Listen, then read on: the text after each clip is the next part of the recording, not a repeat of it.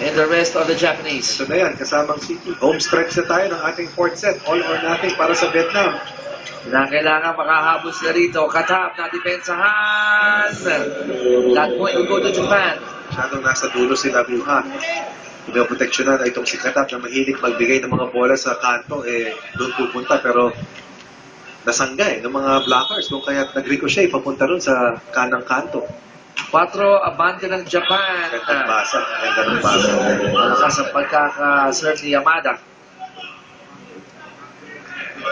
14 serving, 17 on deck to serve is Tianmen Bowie. Kasamang Chiki, nasa match 17 na tayo. Day 4 po tayo ng kompetisyon. 9-day event ito. Match 16 17? teams. That's correct. Wow.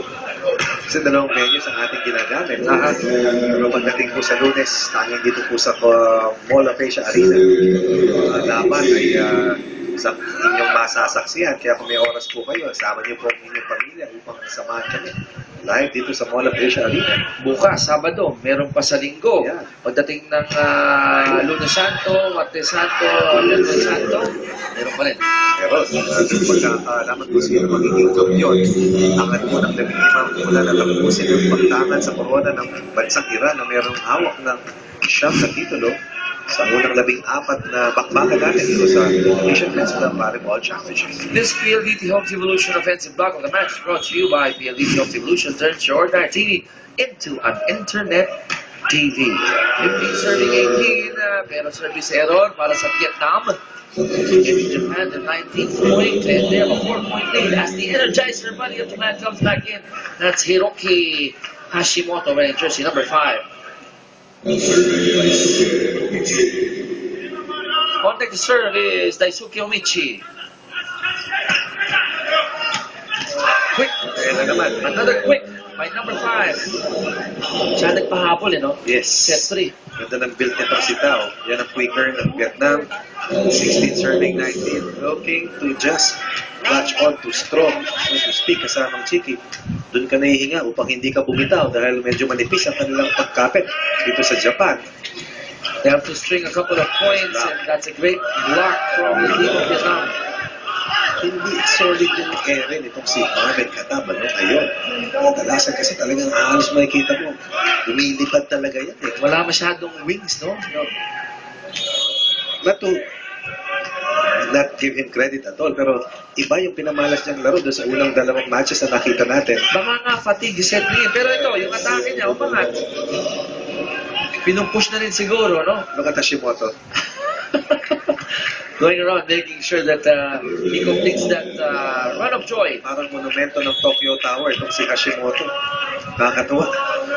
20 serving 17. That's Mohamed Katab serving for Japan. They're up by 3. Powerful serve. Grabe yung si Bansong, ano? Ooh.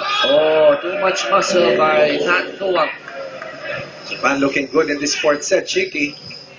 4 points ahead and also 4 points away from winning their first match. Delikado dito ang Vietnam if they don't arrest this. Katab. The captain will try, and when in doubt, you go to your captain. Kala ko nasaktan. Oo, grabe, no? Emotion lang pala yun. Nakita mo how he bounces back. Yan ang libero po ng Japan, si Juiguchi. Juiguchi. The captain.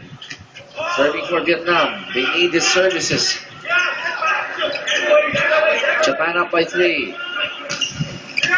And pinapos ang dive ni number 16. That's Tuan An. Giving Japan the 22nd point and 3 points away from winning this game.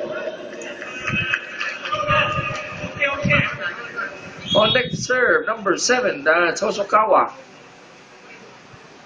Oh, a service error.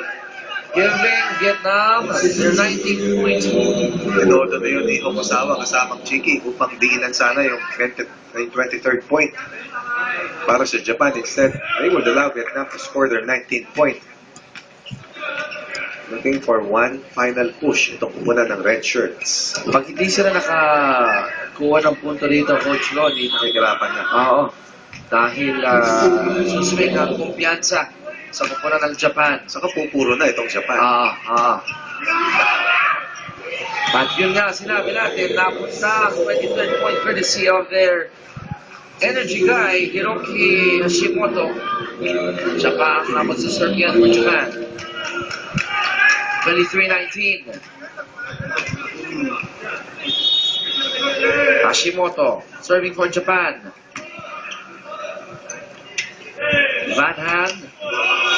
Mababa ang kanyang magkaka-atake. 24-19, 1 point away ang Japan. 5 match points para sa Japan kontra sa hindi nangangayaw na pupunta ng Vietnam. Time out muna rito. Ang Vietnam kasamang Chiki looking to stay alive and save this next point. 24-19, ulitin na po natin. First set.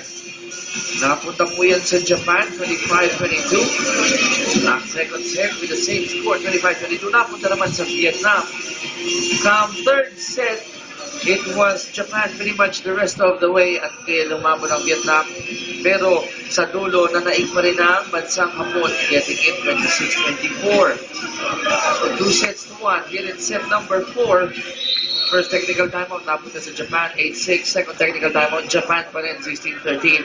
And here at the home stretch of set number 4, it's still Japan, 24-19. So to speak. And upon turning the corner na iwanan sa straightaway itong kupunan ng Vietnam. Hashimoto, pasok ang kanyang serve. The captain will not give up in that hoo-ha. That's why he is the captain. Because he looks to steer the ship away from turbulence that they're feeling right now. They're feeling the heat as Mohamed Khattab is given a breather. On deck to serve is number 8 from Vietnam. That's Tran Lam Nguyen. 20-30-24. The time by the captain. Van Han will try. And Vietnam will score again. Mahabot pa rito ang Vietnam. Hindi na 5 match points. Ngayon, 3 match points pa rin ang natitira. Mohamed Khattab nakangiti sa gilid ng coach na si Furuhata. And this PLDT Fiber Power Spike is brought to you by PLDT Fiber Homes most powerful broadband. And that will do it for Japan. 25-21. Our final score. Japan. Okia Miyoshi Vice Adler winning it in 3 sets to 1 ang ating score. Nadaig nila ang kupunan ng Vietnam. What a game we just witnessed, Coach Ronnie. Talagang tiktikan. Eventually, Japan had enough firepower and yung kanilang net defense were key elements sa kanilang unang panalo na nakuha sa mga kamay ng tough fighting kupunan ng Vietnam, and Japan will come out of that preliminary round with one single victory.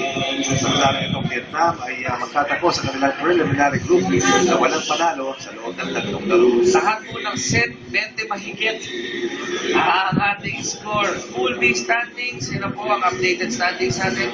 Quarter finalists na po ang Iran at Lebanon, pero magdalaban pa sila bukas para malaman sino ang number 1 para sa Pool B or sa Pool of Death. Mga laro po bukas, Iraq versus Mongolia. Mahalaga po yan. Pag manalo ang Iraq, pasok ang Pilipinas. Sa second game naman po alas 2. Pool B, Iran versus Lebanon, ang undefeated teams ng Pool B. Live po lahat yan sa TV5. Dito po lalagin yan sa Mall of Asia Arena. At dyan po natatapos ang aming coverage. Ang alam po ng aming buong team, Nick Earncho, Kenneth Salandanan, our partners here, Denise Tan, the birthday boy, Coach Ronnie Magsano. Happy birthday. This is Chicky Brother Bengares saying maraming salamat po for watching great volleyball international action dito lang po sa TV5.